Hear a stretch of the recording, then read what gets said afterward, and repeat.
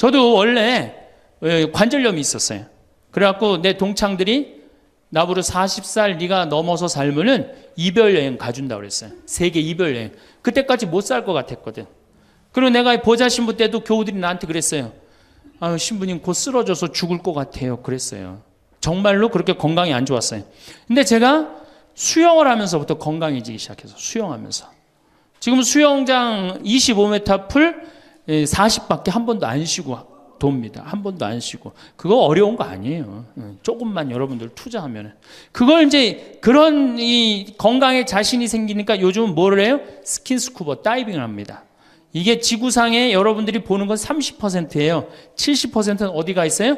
바다에 가 있어요. 바다 안에 들어가 보면 정말로 아름답고 신비해요. 그러니까 건강하니까 옛날엔 꿈도 못 꿨죠. 제가 바다에 들어간다는 건 꿈도 못 꿔. 나 하나 걸어 다니기도 힘들었는데. 근데 지금은 너무너무 좋고 행복해요. 건강의 행복의 첫 번째 조건은 뭐예요? 건강이야. 여러분 오늘 당장에 집에 가갖고 신부님 지금 애 키우고 너무 돈이 좀 빠듯합니다. 쉬운 방법이 하나 있어요. 집에 가서 학원 끊어요. 애들 학원. 학원만 끊으면 여러분들 뭐가 생겨? 돈이 생겨요. 그 돈 가져와서 여러분들 건강 먼저 챙기세요. 그게 자식을 위하는 길이에요. 그래서 행복하려면 뭐 해라? 운동해라. 두 번째, 감사해라. 이거 참 우리가 못하는 것 중에 하나예요. 하루에 5가지씩 감사하라는 거예요. 하루에 5가지씩. 저는요, 이 얼굴은 제가 씹다 뱉은 수제비 같이 생겼어도 이 목소리 하나는 정말로 100만 불짜리라고 그래요. 목소리 좋죠?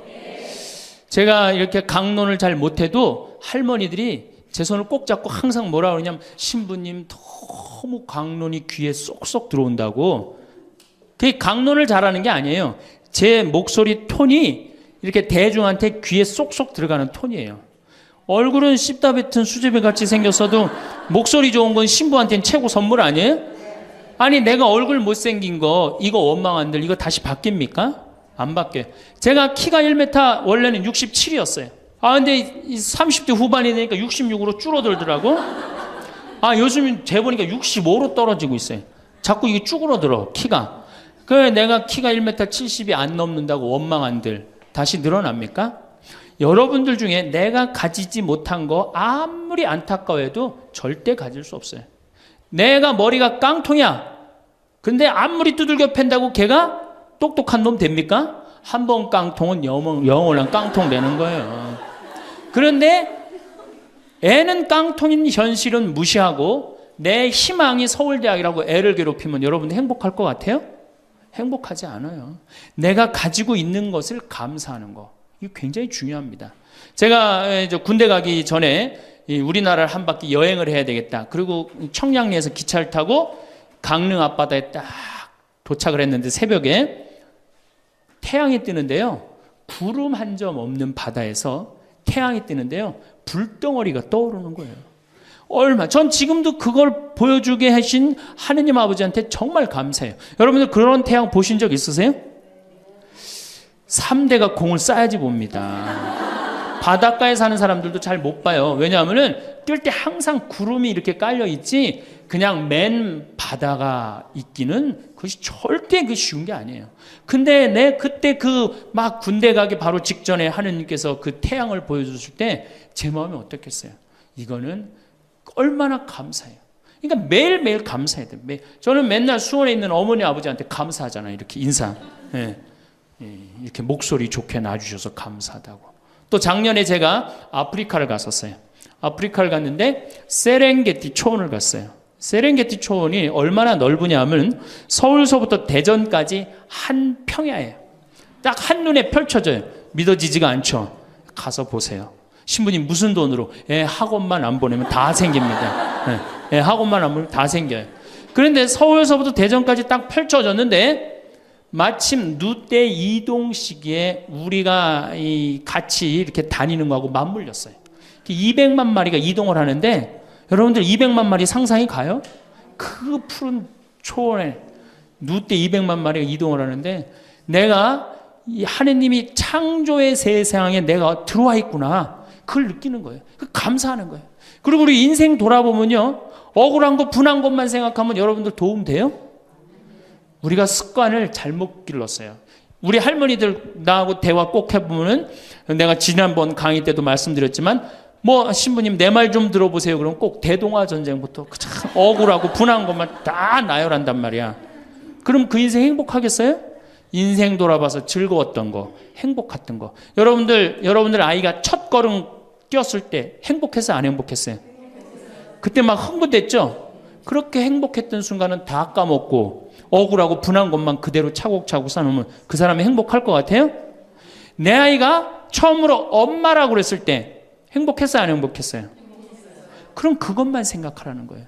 지난 과거를 돌아볼 때 즐거웠던 거, 행복했던 추억만 마음에 자꾸 쌓일 때 내 마음이 이뻐지는 거. 우리 성가에도 내 마음은 주님께서 가꾸시는 작은 정원이라는 노래도 있잖아요. 근데 그놈의 정원이 그냥 가시밭, 뭐 그냥 미움, 분노, 증오만 꽉 차 있다면 그 밭이 행복한 정원이 되겠어요? 정원이 안 됩니다. 여러분들 아파트 입주했을 때 동백지구에 행복했어요, 안 행복했어요? 행복했죠. 그 앞뒤로 산이 다 있고 얼마나 좋아요. 그렇죠? 그런 것만 하란 말이에요. 자식이 깡통인 거 막 거기에만 매달려 있고 그러지 말고. 그래서 5가지 감사를 드리라는 거예요. 우리는 감사드릴 이유가 얼마나 많아요. 여러분들 나무는 한번 저 자리에 딱 심어지면은 100년이고 1000년이고 움직일 수 있어요, 없어요? 근데 우리는 움직여갖고 지금 경기도 이 강원도까지 와갖고 여러분들 맑은 공기, 이 꽃 가득한데 여러분들 산책하는 거 보니까 꽃 속에서 꽃이 산책하는 것 같아요. 너무 보기 좋더라고. 얼마나 좋아요. 물고기는 물 속에서만 살 수 있어요. 그렇죠? 근데 우리는 하늘도 날고 땅도 걷고 바다도 들어가고 인간으로 태어난 게 얼마나 풍요로워요. 인간은 굉장히 풍요로운 존재예요. 생명력에 있어서. 그 풍요로움을 내가 마음껏 누리고 느끼고 살아가는 사람이 있는가 하면은 뒷방에 처박혀갖고 원망하고 분노하고 저주하는 사람, 그리고 살아가는 사람이 있어요. 여러분 어느 걸 선택하시겠어요? 먼저 거를 선택하시는 게 굉장히 중요해요. 그래서 항상 감사해라. 3번째, 대화해라. 이게 100년 살 사람들의 숙제 중에 숙제입니다. 대화가. 왜냐하면 이게 30년 공자님 시대엔 평균 연령이 38세였어요. 대화할 시간이 어디 있어요? 애 놓고 애 키우고 그러다 죽기 바쁜데. 근데 지금 애가 다 직장에 다니고 애 손자 손녀까지 낳는데도 내가 죽어요, 안 죽어요? 그러면 그 많은 시간 뭐 하고 살 거예요? 그 많은 시간 대화하고 살아야 돼. 나하고 영적으로 맞는 사람하고 이야기하는 거 굉장히 중요합니다. 영적으로 맞는 사람이랑 대화하는 거. 나는 우리 신부들하고 대화하는 거 참 좋아하는데, 나는 우리 그 동기 신부들도 뭐 친한 편이지만은 우리 선배들하고도 많이 친해요. 내가 아주 좋아하는 신부 베드로 신부가 작년에 나하고 북유럽을 여행을 가기로 했는데, 이 신부가 몸이 아파갖고 다시 복귀를 해. 그러니까 이제 다시 본당 신부로 발령을 받아서 이렇게 일반 여행을 가기 싫고 성주순례를 가고 싶었나 봐요. 나하고 약속을 깨고 저는 혼자 북유럽을 가고, 이 신부는 메주고리를 갔다 왔어요. 메주고리를 갔다 왔는데, 내가 이제 교구청 강의 나가거나 교구에 강의 나갈 일이 있으면 그 집에서 잠을 잘 자요. 이제 그 성주순례 갔다 오고 난 다음에 그 집에서 잠을 자는데, 그 신부가 미안했는지 성주순례 갔다 온 이야기를 해주는 거예요. 메주고리는 40년 동안 성모님이 4명한테 매일 발현한대요. 한 명한테는 부활 때, 성탄 때, 또 한 명한테는 8월 10 매달 15일에 이렇게 발현을 한대요. 그곳에 이제 갔는데 거기서 신부님을 한 분 만나셨대요. 어떤 신부님을 만났느냐 하면은 이탈리아 신부님인데 시실리 본당 신부님을 만났대요. 근데 이 신부님은 굉장히 나이가 굉장히 80이 다 된 할아버지래요. 근데 이 할아버지가 신앙의 여정이 특별했던 거야.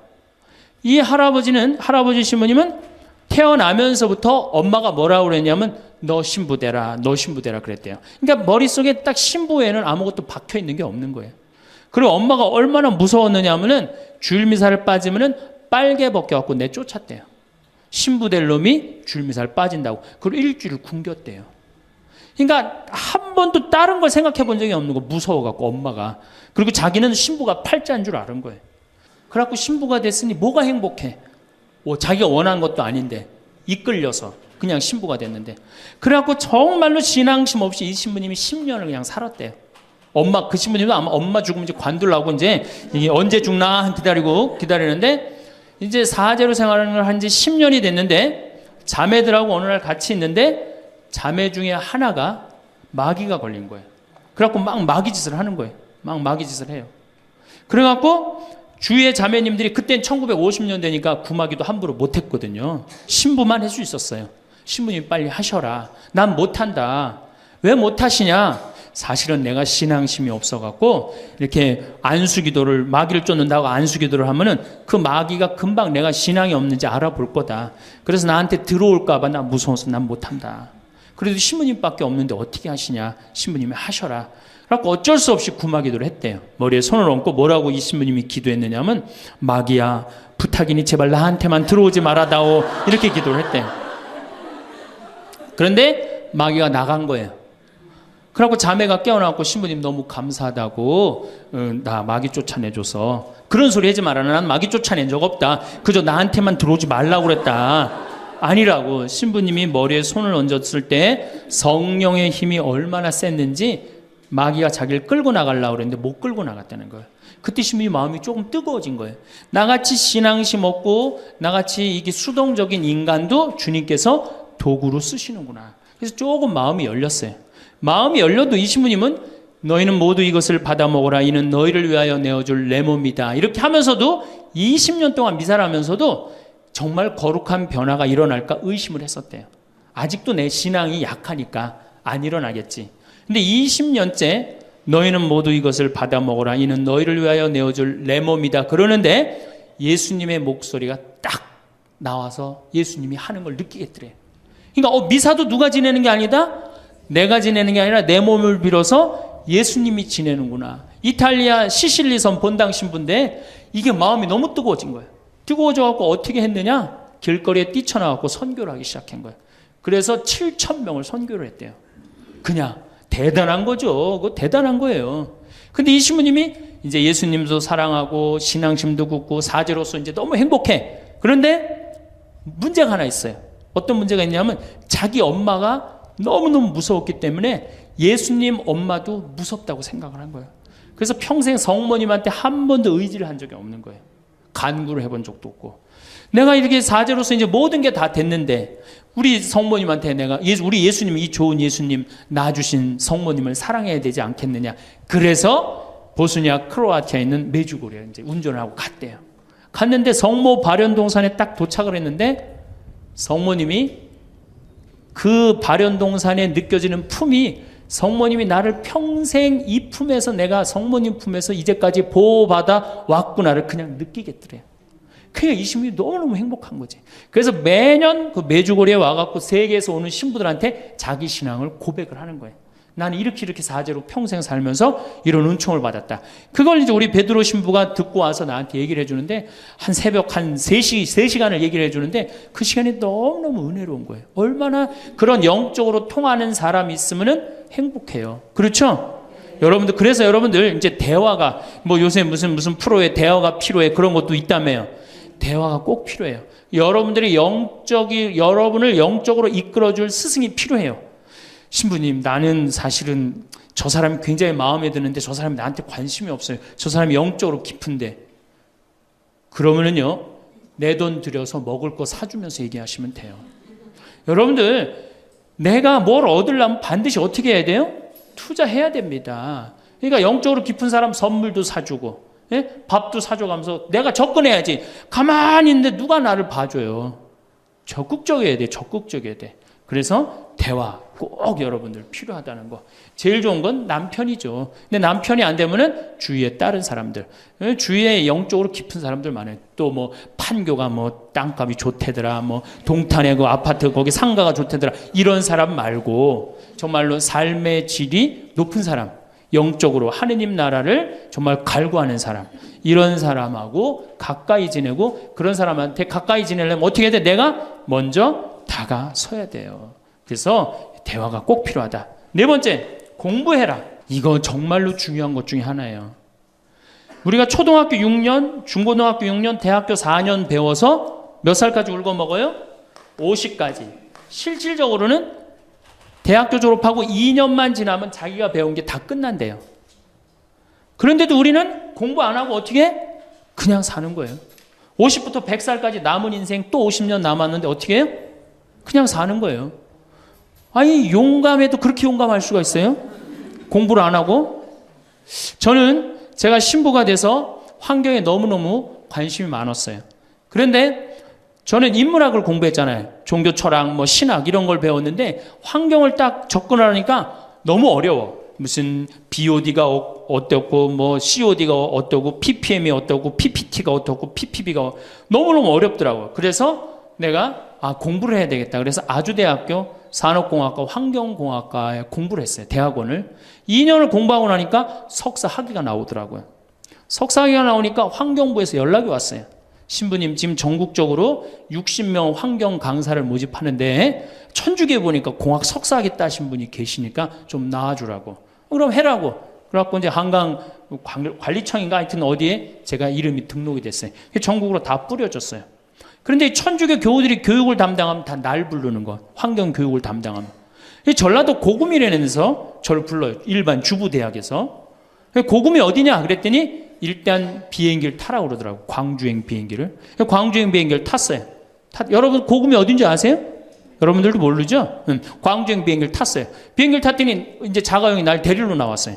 자가용을 타고 나주를 지나고 영암을 지나고 무슨 완도 있는 데까지 갔어요. 이제 다 왔나 보랬더니 전화를 끌더니 배 띄우라고 막 전화를 하더라고요. 배를 띄워갖고 배를 타고 섬으로 건너갖고 거기서 또 차를 타고 30분 정도 들어가니까 전라도 고금도라는 데예요. 우리나라 맨 끄트머리. 얼마나 좋아. 전국에 다니면서 강의해서 좋아.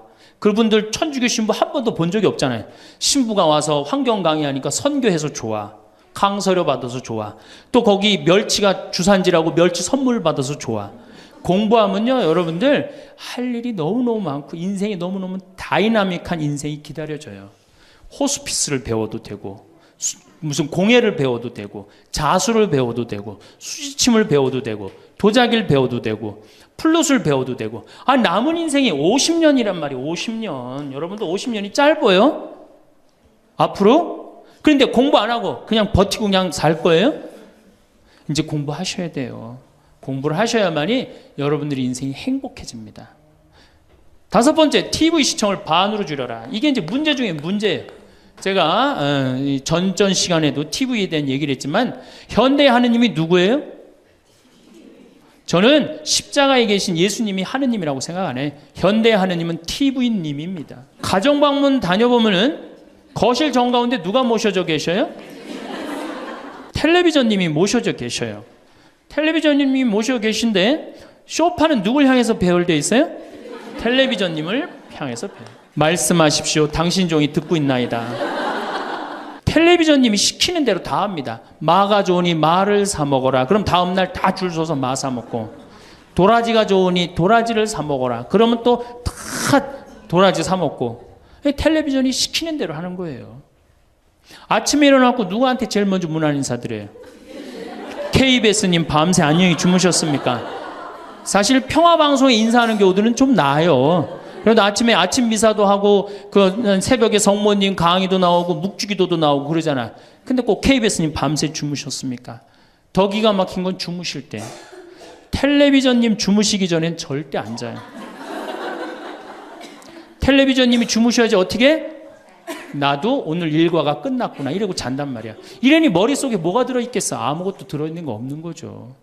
머릿속에 책을 읽어야 될 거 아니야. 책을. 우리나라 사람들처럼 책 안 읽는 사람 없어요. 10명 중에 4명이 1년에 한 권도 안 읽는데요. 이 중에도 한 권도 안 읽는 사람들 많을 거예요. 심각한 겁니다. 예.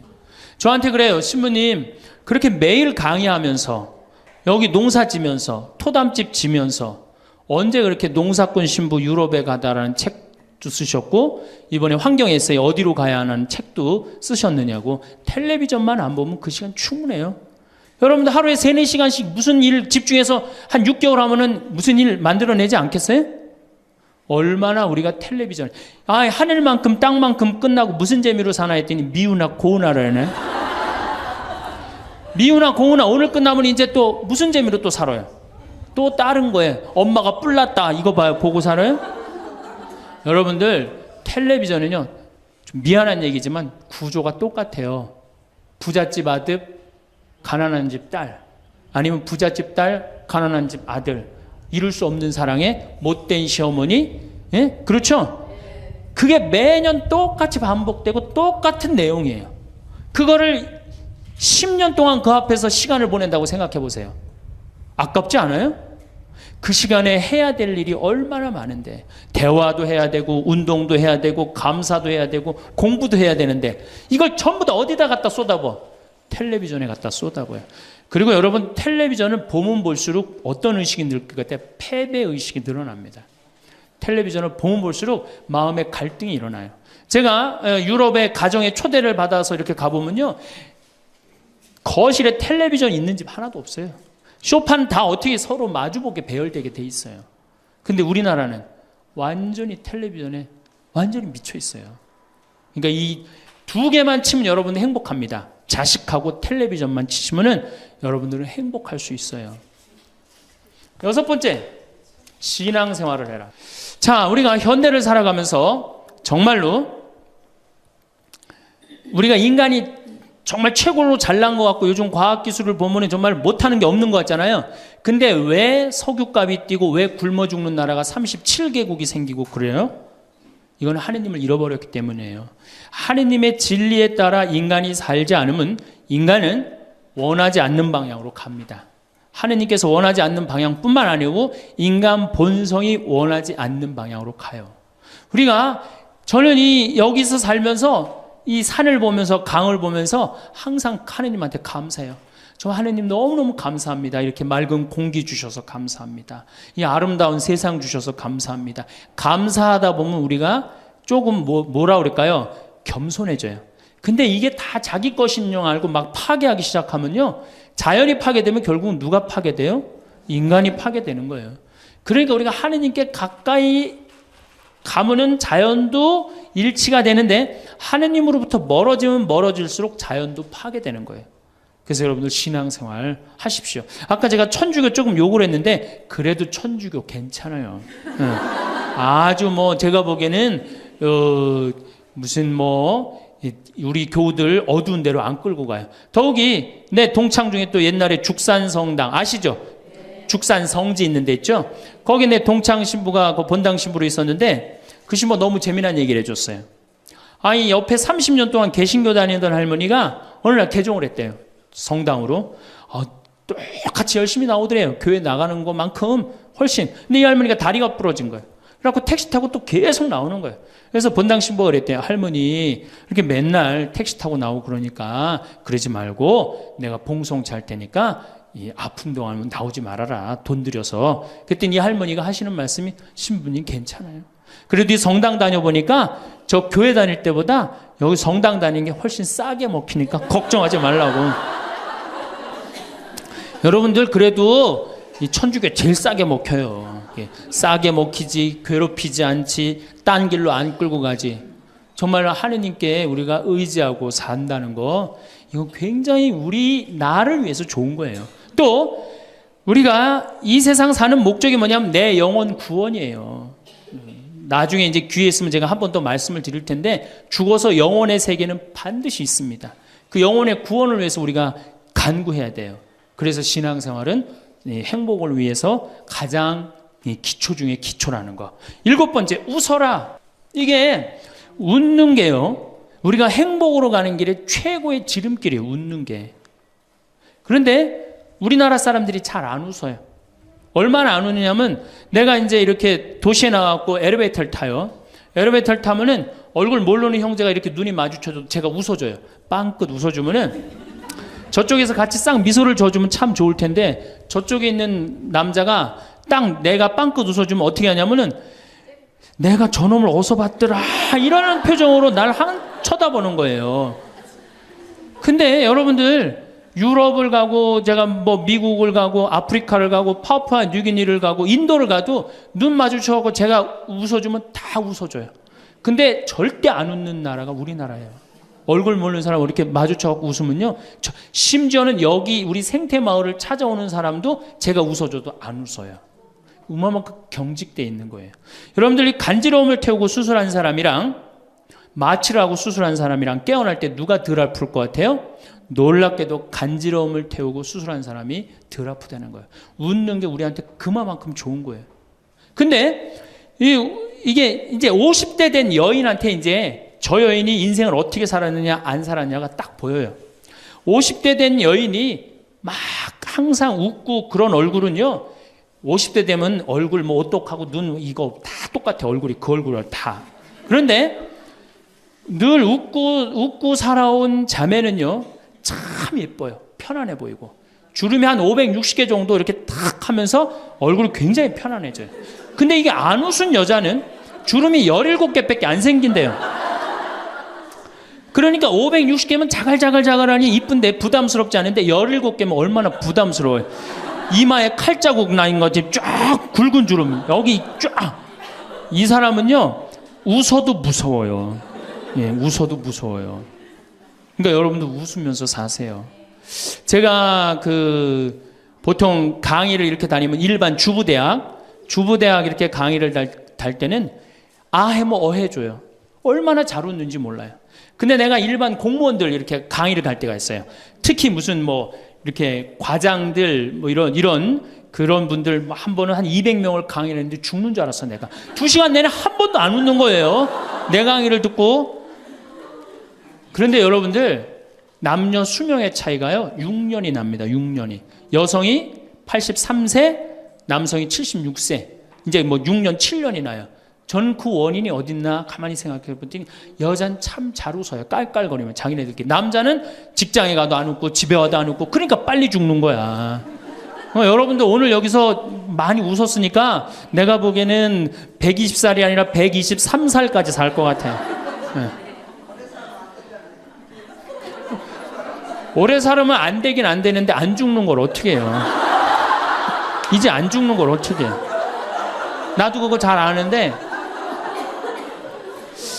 여러분들 민주주의하고 공산주의가 결정적으로 갈린 이유가 뭐라고 생각하세요? 승패가 어디에 있다고 생각하세요?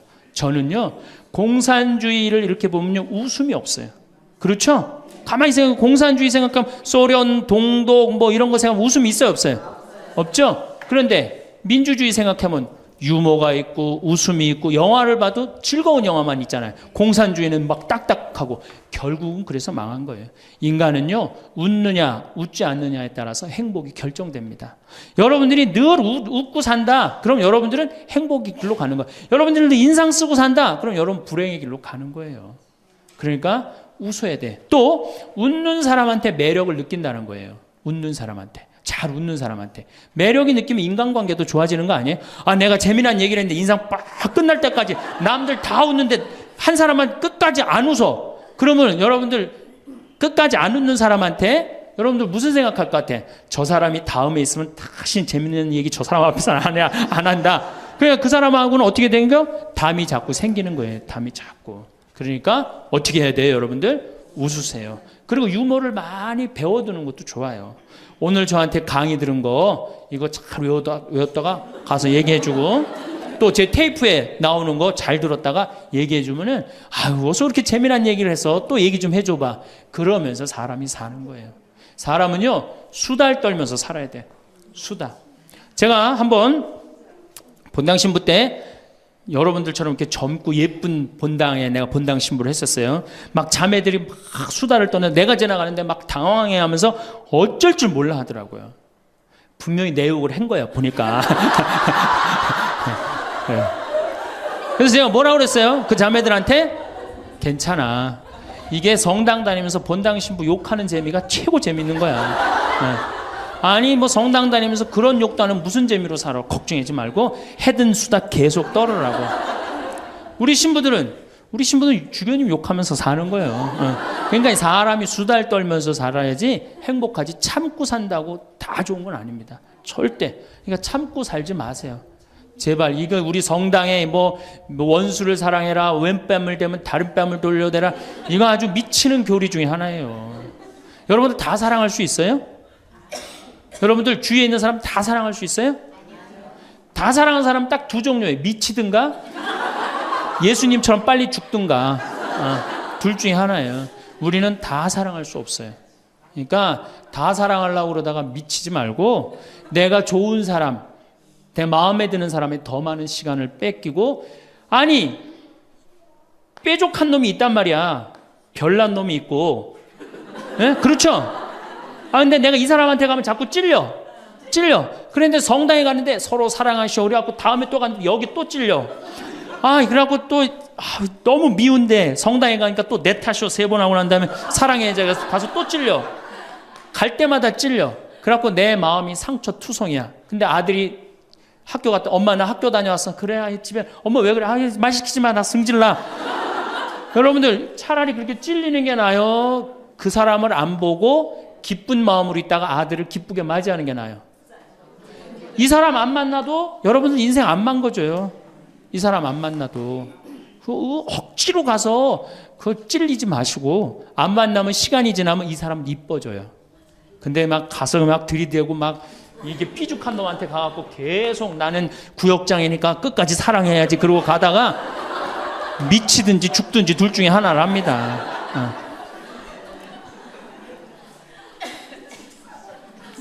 8번째, 전화해라. 자, 여러분들, 제가 저는 수원교구 신부예요. 수원교구 신부인데 저는 뭐 다행히 우리 원주교구 주교님이 허락을 하셔서 여기 평창에 들어와서 살고 있습니다. 근데 사실은 신부는 본당 신부가 최고예요. 뭐라고 그래도 교우들하고 함께, 아이들하고 함께, 할머니 할아버지들하고 함께 살 때 신부는 행복한 거예요. 저는 여러분들 이제 오늘 가시면은 여기 정막 강산이에요. 여기 해 떨어지면요 내 다리도 안 보여요. 내 다리도 해 떨어지면 내 다리도 안 보여.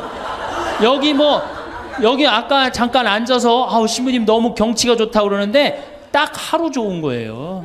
하루 좋은 거지. 이걸 일주일, 2주일 여기 해 떨어져 갖고 뭐 산책 나가면 내 다리도 안 보이는데 어딜 산책을 나가요. 굉장히 외롭습니다. 여기 앞에도 전원 5세대가 돌았는데 3세대가 우울증으로 나갔어요.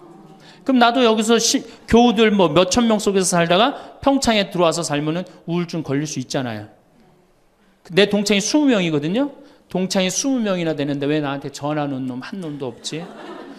걔네들이 날 잊은 건 아닐까? 나는 왜 교구 밖으로 와서 이 고생을 하고 살까? 난 우울하다. 그럼 알아주는 놈 누가 있어요? 아무도 없어요. 어떻게 하면 돼? 내가 먼저 전화하면 되잖아. 아주 너무 쉬운 거 아니에요. 내가 전화해갖고 너 성당은 잘 짓고 있느냐? 너 요즘 큰 성당에 갔는데 어떻게 잘 지내냐? 내일은 내 동창이 또 우리 집에 와서 있겠대. 몸이 안 좋아갖고. 그러니까 그 전화를 하니까 동창들이 와서 안식년도 여기 와서 지내고, 아프면 여기 와서 지내고, 허리 수술에도 와서 지내고. 그러니까 외롭지 않은 거예요. 사랑도 먼저 하는 게 중요한 거지 나한테 누가 해주지 않을까? 죽을 때까지 안 찾아옵니다. 남녀의 사랑 문제가 아니라 인간이 살아가면서 그런 거예요. 그러니까 내가 먼저 전화하라는 거예요. 굉장히 중요한 거. 내 동창 중에 지금 복음화국장, 우리 수원교구 복음화국장 내 동창인데 얘가 로마로 유학을 갔어요. 있기 전에도 뭐 친하게 지냈지만 유학을 갔는데 이놈이 한 달에 3번 어김없이 전화하는 거예요. 생태마을 농사는 잘 되냐? 잘 돼. 그럼 또 다음에 전화해갖고 생태마을에 피정은 많이 들어오냐? 많이 들어와. 또 다음에 전화해갖고 너 몸은 안 아프냐? 안 아파. 다음 달에 또 전화해. 생태마을 피정은 많이 들어오냐? 생태마을에 농사는 잘 되냐? 6년 동안 변함없이 전화하는 거야. 내가 전화 한 번 우리 성당 여기 사무실로 전화해갖고 우리 사무장한테 우리 저기 황 신부님 뭐하고 지내느냐고 그 정도로. 그러니 싫어할래야 싫어할 수가 있어요? 얼마나 나를 그렇게 전화해주는 고마워. 그 흠이 있다면 꼭 수신자 부담으로 하는 것 빼고는 너무너무 좋아요. 여러분들도 전화번호를 적어놓고 그렇게 하십시오. 9번째, 시간이 없으니까. 자, 자기 자신을 사랑해라. 자기 자신을 사랑하지 않는 사람은 어느 누구도 사랑할 수 없어요. 자기 자신을 사랑하지 않는 사람은. 근데 이게 50대 된 아줌마들을 보면 다 쌈순이야, 쌈순이. 자식 보면 자식 보고 싸워요.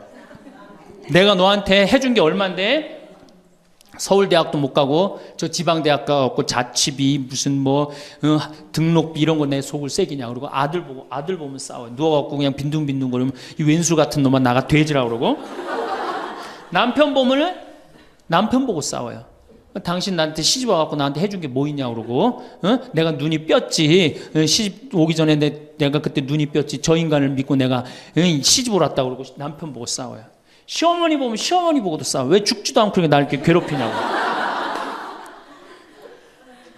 왜 쌈순이가 될까요? 우리나라 40, 50대 주부들이 자기가 행복하지 않기 때문이에요. 다 해주면은 이게 자기 도리라고 큰 착각을 합니다. 그런데 시간이 가면 갈수록 상실감을 느껴요. 이젠 본인이 행복하려고 노력하세요. 여기 암 걸린 분들, 마지막에 이제 더 이상 살 수 없는 분들이 나한테 와갖고 면담을 해요.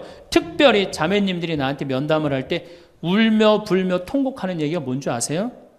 왜 다른 사람들한테는 그렇게 최선을 다했는데 왜 나한테 한 번도 맛있는 거 안 먹이고 나한테 좋은 거 한 번도 구경 안 시켜주고 왜 한 번도 나한테 못 해줬느냐고. 그런데 이제 죽으니 너무너무 나 자신이 불쌍하고 나 자신이 너무너무 억울하다는 거예요. 여러분들이 이제 자신을 위해서 쓰세요. 시부님 돈이 어디 있어요? 학원만 안 보내면 돼요. 또 대학 다니는 자식 있으면 어떻게 당장 오늘 집에 가고 휴학시켜요. 니네가 벌으라고. 우리나라처럼 이렇게 자식한테 끝까지 대주는 나라는 아무 나라도 없어요. 미국은 졸업하고 30년 동안 대학 학비를 갚습니다. 다 자기가 갚아요. 우리나라처럼 결혼할 때까지 다 대주는 나라는 아무도 없어요. 그런데도 부모 자식지간이 가장 안 찾아가는 나라가 우리나라가 1등이에요. 사랑이 제대로 안 된 거죠. 제대로 된 사랑을 안 하는 거죠. 나도 본당 신부로 이렇게 있으면서 냉면을 먹고 싶어. 그럼 총회장이 사줄래나 부회장이 사줄래나 성모회장이 사줄래나 안 기다립니다. 냉면 먹고 싶으면 어떻게? 내가 가서 사 먹어요. 내가 냉면 먹고 싶은지 누가 알아? 내가 가서 사 먹으면 되지. 그러니까 아무도 못 얻어먹어서. 그럼 이제 가을 지나고 나는데 가을 때 강론 때 내가 교우들이 3,000 여기 3,500명이라며 교우가 3,500명 냉면 하나도 못 사 먹었 얻어먹었다. 그럼 교우들이 무슨 생각할 것 같아? 우리 신부님 챙겨주는 사람 하나도 없고 빨리 장가 보내드려야 되겠다. 이런 생각한단 말이에요. 그래서 나는 내가 사 먹어요. 내가 사 먹는 동시에 혼자 사 먹으면 청승 맞잖아요. 회장님들 데려가서 내가 사줘요. 내 돈으로. 신부님 무슨 돈이 있어서? 나 강사료 많으니까 다 사줘요. 근데 우리 천주교 교우들은요 먹고 떨어지는 법이 없어요. 언제 효과가 나타나? 내 영명 죽일 때 다 돌아와요. 그러니까 어떻게? 나도 행복하고 교우들도 행복하고. 얼마나 좋아. 자기 자신을 사랑하십시오. 자기 자신을 귀하게 여겨야만이 그런 나를 보고 다른 사람이 행복한 거예요. 엄마가 맨날 인상 쓰고 있으면 자식이 행복하겠어요? 남편이 행복하겠어요? 시어머니가 행복하겠어요? 늘 밝은 모습으로 이렇게 행복하게. 그러니까 여러분들 자신을 사랑하세요. 10번째, 시간이 없으니까 맨 마지막으로는 이웃에게 친절해라. 이게 이제 문제 중에 문제예요. 우리 천주교 교우들이 무겁게 신앙생활 합니다. 십자가의 길도 하고 양심 성찰도 하고 때로는 묵상도 하고 심하게는 관상기도까지 막 어디 다니면서 해요. 근데 실질적으로 그렇게 무겁게 신앙생활 하는 만큼 이웃한테 넉넉하냐? 넉넉하지 않아요. 1,000원 갖고 얼마나 치사하게 구는 줄 아세요? 여러분들 1,000원 가지고 정말 1,000원 때문에 막 갈등하고 괴로워하고 힘들어하고 얼마나 그런 줄 아세요? 여러분들 전철을 탔어요. 마음 편안하게 딱 앉아있는데 갑자기 누가 바구니를 들더니 맹인이 어두운 밤에 캄캄하 이러면 이때부터 갈등하기 시작하는 거야. 이 1,000원을 줄까 말까 이때부터 괴로워하고 얼굴이 빨개졌다 하여졌다. 누가 주래 옆에서? 누가 그런 적도 없는데 내가 100만 원 갖고 괴로워하면 또 이해를 해요. 이건 1,000원 가지고 딸랑 1,000원 가지고 줄까 말까. 그리고 뒷꼭지를 보고 뭐라 그래? 그래도 1,000원을 줄걸. 하느님이 이런 나를 보고 하늘에서 무슨 생각할 것 같아요? 저걸 천당에 데리고 올까 말까. 뭐하러 십자가의 길을 하고 뭐하러 이렇게 심각하게 참회절을 해요? 이런 거 하나도 제대로 못할 거라면은. 재작년에 여기 물폭탄이 터졌어요. 그래갖고 다 잠겼어요, 평창에. 근데 안성에 있는 요셉 양로원, 농아 양로원 할머니들이 전화가 왔어요. 수녀님을 통해서. 신부님 우리가 돕고 싶다는 거예요. 아니 무슨 무료 양로원 있는 할머니들이 돕느냐. 자기네들이 정부에서 나오는 돈이 있대요. 그래서 1,000원씩 고수톱 칠 때 고리도 뜯고 음식물 남기면 1,000원씩 모은 돈이 50만 원을 모아뒀대요. 그래서 여기 우리 형제 중에 조립식에 사는 형제가 집이 다 떠내려갔어요. 그래서 와라. 그랬더니 80만 원을 갖고 왔어. 할머니들이. 한 4, 5분이 말 못하는 할머니들이. 그리고 이불 12채, 전기밥솥 하나. 아니 무료 양론에 사는 할머니도 1년에 한 번씩 돕는다는데 그 살기 좋대는 동백에서 살면서 한 번도 안 도우면은 여러분들 천당 갈 것 같아요? 못 가. 아니 우리가 너무 이웃한테 인색하게 살아요. 내가 시장에 나갔어. 시장에 나갔는데 다리 잘린 분이 이 고무 타이어를 하고 막 음악을 틀고 껌을 이렇게 리어카에 밀고 와. 그러면은 야 천당 갈 공로살 기회가 오는구나. 이런 생각을 해야 되는데 무슨 생각을 해? 제발 내 쪽으로만 오지 마라. 여러분들 교황님이요 뭐라고 그러셨느냐면은 나는 행복했습니다. 여러분들도 행복하십시오. 그리고 가셨죠? 요한 바오로 2세 교황님이. 저는 그 말이 이 세상 어떤 명언보다도 명언이라고 생각해. 인간으로 와서 행복하게 살아야 돼요. 갈 때 행복하게 가야 돼요. 여러분들 신앙생활하는데 우울하게 하면 안 됩니다. 정말 내가 하느님 믿는 거 아니야. 온 우주의 아버지가 내 아버지 아니에요. 주인이 얼마나 행복해. 뭐 때문에 여러분 고통스러운지 아세요? 욕심 때문에 고통스러운 거예요. 그 욕심만 조금만 내다버리면 마음이 얼마나 자유로워요. 다닐 때도 얼마나 많고 구경할 때도 많고 얼마나 아름다워요. 우리 그냥 대한민국처럼 아름다운 나라가 어디 있어요. 세계에서 제일 아름다운 나라가 대한민국이에요. 다녀볼 때 너무 많아. 결론으로 자 여러분들 지금 오늘 이제 집에 가면은 당장에 경복궁 먼저 가세요. 경복궁의 비원을 한번 가보세요. 그 조경이 얼마나 멋있어. 뭐 남편 손을 잡든 자식 손을 잡든 친구 손을 잡든 가갖고 도시락 해갖고 거기서 딱 까먹으면 바로 왕비만 바로 되는 거 아니에요? 옛날엔 거기 누가 들어갔어요? 지금은 들어갈 수 있어요 없어요? 있잖아요. 5,000원 10,000원만 내면 5,000원만 되면 왕비가 될 수 있는데 그 행복한 길을 우리가 땅바닥 우울하게 쳐다보느냐고 못 찾아가고 있는 거예요. 그래서 전 여러분들이 행복했으면 좋겠어요. 여러분들이 행복해야지 대한민국이 행복합니다. 예. 행복이라는 단어를 떠올리면 무엇이 가장 먼저 마음에 그려지시나요? 혹시 멀리 있는 무언가를 향해 손을 뻗고 있는 모습은 아닐까요? 우리는 흔히 행복을 밖에서 찾으려 합니다. 더 나은 환경과 더 좋은 조건과 더 많은 것들이 갖춰져야 행복해질 수 있다고 생각하지요. 하지만 진짜 행복의 씨앗은 바로 우리 마음 한가운데 심어져 있습니다. 그 씨앗에 물을 주고 햇빛을 쬐게 하는 일은 다름 아닌 나 자신을 돌아보고 사랑하는 것에서 시작됩니다. 나를 사랑하는 마음이라는 튼튼한 뿌리가 있어야 감사라는 가지가 뻗어나가고 웃음이라는 꽃이 필 수 있습니다. 오늘은 바로 그 이야기를 함께 나눠보려 합니다. 우리는 살아가면서 참 많은 것들을 챙깁니다. 집안일도 돌봐야 하고 주변 사람들의 안부도 살펴야 하지요. 해야 할 일들의 목록은 늘 길기만 합니다. 그런데 정작 그 긴 목록 속에서 가장 중요한 한 사람이 빠져 있을 때가 많습니다.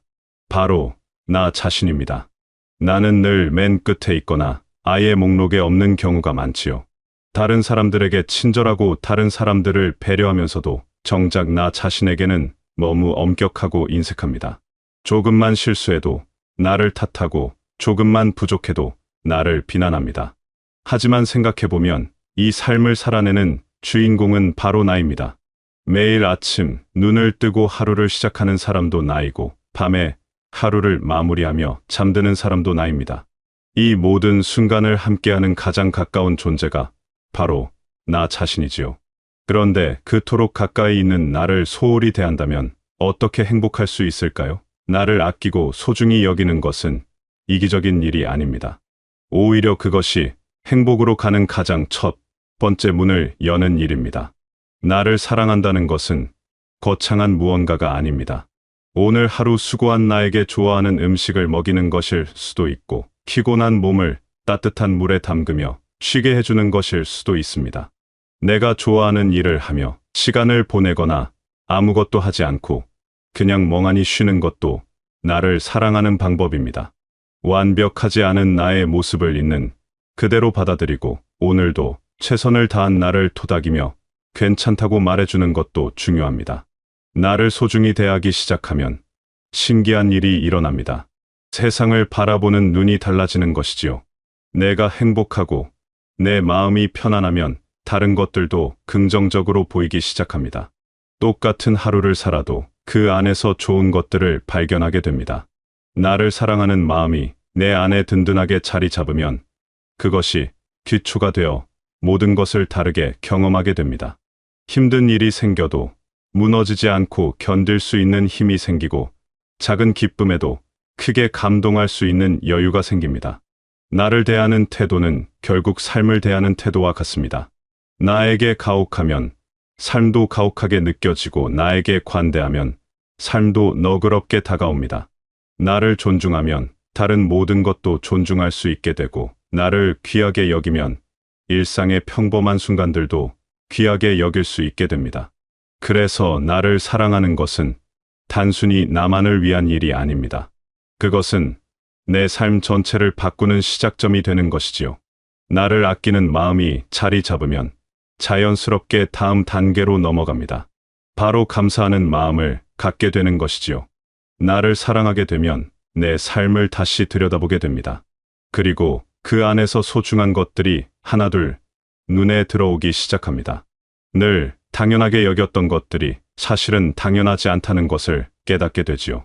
우리는 없는 것에 대해서는 금방 생각하지만 있는 것에 대해서는 쉽게 잊어버립니다. 없는 것은 선명하게 보이고 있는 것은 흐릿하게 느껴지지요. 더 좋은 집과 더 많은 돈과 더 나은 건강을 바라면서 지금 가진 것들의 가치는 놓치고 삽니다.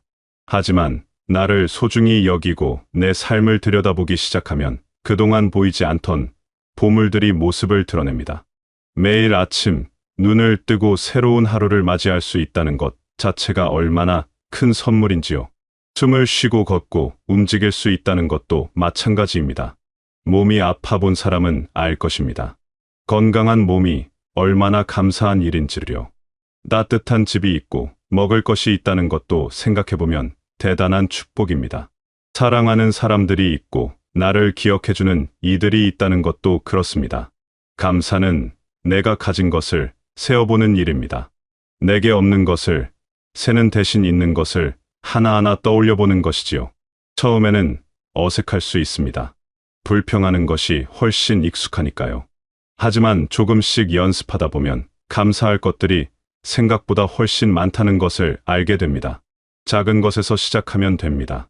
오늘 날씨가 좋았다는 것과 맛있는 식사를 했다는 것과 편안하게 쉴 수 있었다는 것만으로도 충분합니다. 감사하는 마음이 생기면 삶이 풍요로워집니다. 같은 상황인데도 마음이 달라지죠. 부족함보다는 충만함이 느껴지고 결핍보다는 만족감이 커집니다. 불평불만으로 가득했던 마음에 여유가 생기고 그 여유 속에서 평화를 느낄 수 있습니다. 감사는 마법과 같습니다. 아무것도 바뀌지 않았는데 모든 것이 달라 보이게 만들어주니까요. 감사는 또한 우리를 현재로 데려옵니다. 과거의 후회나 미래의 걱정에 사로잡히지 않고 지금 이 순간에 집중하게 만들어주지요.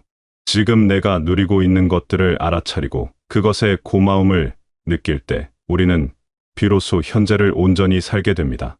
과거는 이미 지나갔고 미래는 아직 오지 않았습니다. 우리가 진짜로 살 수 있는 시간은 오직 지금뿐이지요. 감사는 바로 그 지금을 더 풍성하게 만들어줍니다. 감사하는 습관을 들이면 삶의 질이 달라집니다. 똑같은 하루를 살아도 감사하는 마음으로 살면 그 하루가 훨씬 더 의미 있게 느껴집니다.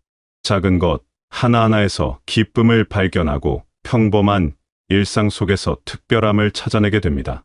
그렇게 감사는 우리 삶을 변화시키는 힘을 가지고 있습니다. 나를 사랑하고 감사하는 마음을 갖게 되면 마지막 단계가 자연스럽게 따라옵니다. 바로 웃음입니다. 웃음은 행복의 가장 직접적인 표현입니다. 억지로 만들어내는 것이 아니라 마음속에서 저절로 솟아나는 것이지요. 내가 나를 아끼고 내 삶에 감사하는 마음이 있으면 웃음은 자연스럽게 피어납니다. 웃음은 참 신기한 힘을 가지고 있습니다. 내 기분을 좋게 만들어줄 뿐만 아니라 내 몸에도 좋은 영향을 줍니다. 웃으면 긴장이 풀리고 스트레스가 줄어듭니다. 면역력도 높아지고 통증도 덜 느껴진다고 하지요. 그런데 웃음의 가장 큰 힘은 따로 있습니다. 바로 다른 사람에게도 긍정적인 영향을 준다는 것입니다. 웃음은 전염됩니다. 한 사람이 웃으면 옆 사람도 따라 웃게 되지요. 밝게 웃는 얼굴은 주변을 환하게 만듭니다. 말 한마디 하지 않아도 웃는 얼굴만으로도 좋은 기운을 전달할 수 있습니다. 누군가의 환한 미소를 보면 우리도 모르게 기분이 좋아지는 경험을 해본 적이 있을 것입니다. 웃음은 그렇게 서로에게 행복을 나눠주는 가장 쉬운 방법입니다. 웃는다고 해서 모든 문제가 해결되는 것은 아닙니다. 힘든 일이 사라지는 것도 아니고 어려운 상황이 바뀌는 것도 아닙니다. 하지만 웃음은 그 모든 것을 견딜 수 있는 힘을 줍니다. 같은 어려움이라도 웃으면서 대하면 조금 더 가볍게 느껴집니다. 무거운 마음도 웃음 한 번에 한결 부드러워지죠. 억지로 웃으려고 할 필요는 없습니다. 나를 사랑하고 감사하는 마음을 키워가다 보면 웃음은 저절로 찾아옵니다. 작은 것에서 즐거움을 발견하고 사소한 일에도 기쁨을 느낄 수 있게 되면 웃음은 자연스럽게 따라오게 됩니다. 하루에 한 번이라도 진심으로 웃을 수 있다면 그것만으로도 행복한 하루라고 할 수 있습니다. 웃음은 또한 우리를 더 유연하게 만들어줍니다. 모든 것을 심각하게 받아들이지 않고 여유를 가지고 바라볼 수 있게 해주지요. 실수를 해도 웃으며 넘길 수 있고 예상치 못한 일이 생겨도 유머를 잃지 않을 수 있습니다. 이런 유연함은 삶을 훨씬 더 가볍게 만들어줍니다. 이렇게 나를 사랑하는 것과 감사하는 것과 웃음은 하나로 이어져 있습니다. 나를 사랑하는 마음이 뿌리가 되어 감사라는 나무가 자라고 그 나무에 웃음이라는 꽃이 핍니다. 이 세 가지는 따로 떨어져 있는 것이 아니라 서로 연결되어 있습니다. 하나가 튼튼해지면 다른 것들도 함께 자랍니다. 나를 사랑하면 감사할 것들이 보이고 감사하는 마음이 생기면 웃음이 나옵니다. 웃다 보면 나를 더 사랑하게 되고 더 많은 것에 감사하게 됩니다. 이렇게 선순환이 일어나는 것이지요. 행복은 이 선순환 속에 있습니다. 멀리서 찾을 필요가 없습니다. 바로 내 안에서 시작되고 내 주변에서 커져갑니다. 행복을 위해 특별한 조건이 필요한 것은 아닙니다. 거창한 무언가를 이루어야 하는 것도 아니고 큰 변화가 있어야 하는 것도 아닙니다. 지금 이 순간 나를 돌아보고 나를 아끼는 것에서부터 시작하면 됩니다. 나에게 따뜻한 말을 건네고 나를 격려하고 나를 용서하는 것부터 시작하는 것이지요. 그렇게 나를 사랑하기 시작하면 내 삶을 다르게 보게 됩니다. 불만스러웠던 것들 속에서도 감사할 점들을 발견하게 됩니다. 힘들다고만 생각했던 일상 속에서도 소중한 순간들을 찾게 되지요. 그리고 그런 마음이 생기면 자연스럽게 얼굴에 미소가 떠오릅니다. 진심, 어린 웃음이 나오게 됩니다. 이것이 바로 행복으로 가는 길입니다.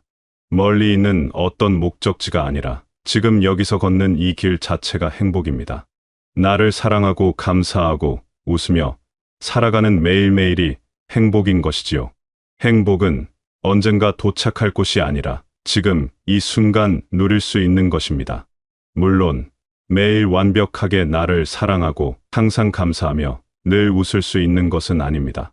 힘든 날도 있고 우울한 날도 있습니다. 나를 미워하고 싶은 날도 있고 모든 것이 불만스러운 날도 있지요. 그런 날에는 웃음이 나오지 않을 수도 있습니다. 그것도 괜찮습니다. 완벽할 필요는 없으니까요. 중요한 것은 다시 돌아오는 것입니다. 잠시 길을 잃었다가도 다시 나를 돌아보고 나를 아끼는 마음으로 돌아오는 것이지요. 감사할 것들을 다시 떠올려보고 작은 미소라도 지어보려 노력하는 것입니다. 완벽하게 하지 못해도 괜찮습니다. 조금씩이라도 나아가면 됩니다. 나를 사랑하고 감사하고 웃는 것은 평생 계속되는 연습입니다. 한 번에 완성되는 것이 아니라 매일 조금씩 나아가는 것이지요.